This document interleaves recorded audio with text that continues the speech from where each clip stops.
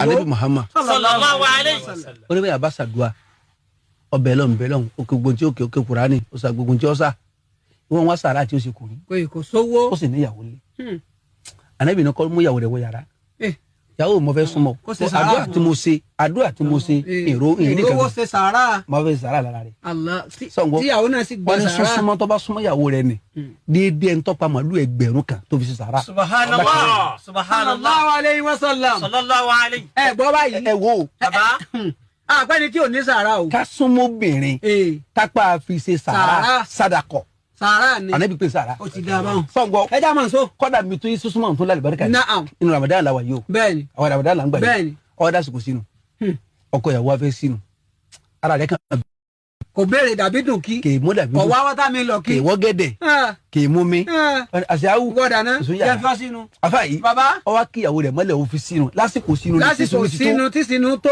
ó kí ìyàwó rẹ̀ mọ́lẹ̀ Ó fi ó fi sínú sínú. pàlà ìyàwó rẹ̀ ọ̀bàjẹ́ ọlá làáfíà gbọ́. kàkẹ́ ẹni nẹ́bí tí àgbákò náà bẹ́ẹ̀. ẹlẹ́bàá fi ìyàwó sínú yọ jẹ́ yeyeyeyeye bàálù yàbí gbọ́ sẹ́sọ yà ni àníyàwó tiẹ̀ gangan. ìyàwó kó fi sínú ó ṣe àgbákò ọtẹ ọjẹ gbogbo ara mú yà. àfẹ́ àtọ́ga àrẹsọ́lọ́wọ́ bá yín. àmọ́ ìyàwó rẹ̀ ni tó gbé sàdá kí fún tó gbà. ìsinu wá dé ọkọ àdìjára kò wọ́n ti ṣe aláwọ̀ adúláwọ̀ láwọ̀ bọ́sì. ó yẹ rúmúrúmú ọba di rúmú ó ti rún mú ẹ bá pa ẹ bá tan náà gírí. làfà yìí.